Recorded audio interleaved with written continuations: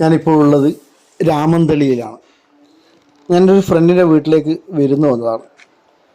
അപ്പോൾ അസംസ്കാരത്തിനായി അടുത്തുള്ള പള്ളിയിലേക്ക് വന്നപ്പോഴാണ് ഇവിടുത്തെ ചരിത്രവും അതുപോലെ ഇതിന് പള്ളിയോട് ചേർന്നുകൊണ്ട് ഒരു ക്ഷേത്രവും സ്ഥിതി ചെയ്യുന്നുണ്ട്.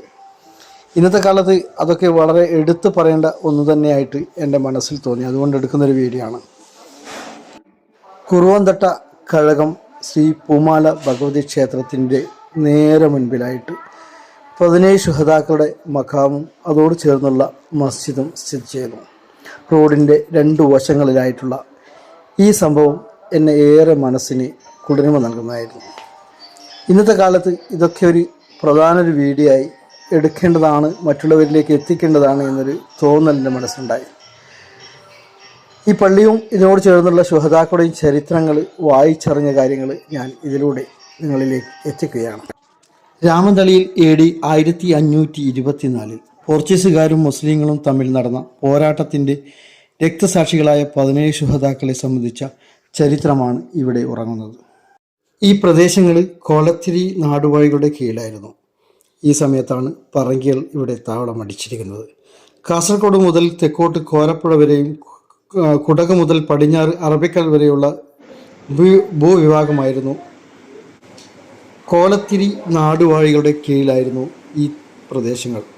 ആ സമയത്താണ് പറങ്കികൾ ഇവിടെ താവളമടിച്ചിരുന്നത്.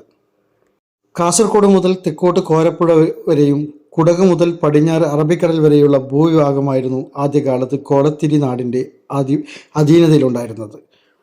കണ്ണൂർ മുതൽ നീലേശ്വരം വരെ ആയിരുന്നു പരിധി എന്നും പറയപ്പെടുന്നുണ്ട്. AD 1502 വീണ്ടും വാസ്കോഡ ഗാമ കേരളത്തിലേക്ക് വന്നു എന്നും കണ്ണൂരിലെ ഏഴിമല അഥവാ രാമന്തളിയിൽ താവളമുറപ്പിച്ചു എന്നും പറയപ്പെടുന്നു.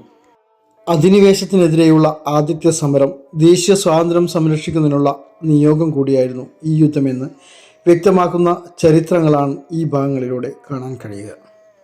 നീലേശ്വരം മുതൽ കന്യാകുമാരി വരെയുള്ള നാട്ടുരാജാക്കന്മാരിൽ പ്രബലരായി ചരിത്രം വിധിയെഴുതിയ ഏഴിമല ഉൾപ്പെടെയുള്ള കണ്ണൂരിലെ കോലത്തിരിയും കോഴിക്കോട്ടെ സാമൂതിരിയുമാണ് ഹിന്ദുക്കളെയും മുസ്ലിങ്ങളെയും ഒരേപോലെ സ്നേഹിച്ച സാമൂതി രാജാവിൻ്റെ നായർ പടയാളികൾ മുസ്ലിങ്ങൾക്കൊപ്പം ചേർന്ന് യുദ്ധം ഏർപ്പെട്ടത് ചരിത്രസാക്ഷ്യങ്ങൾ ഏറെയാണ്.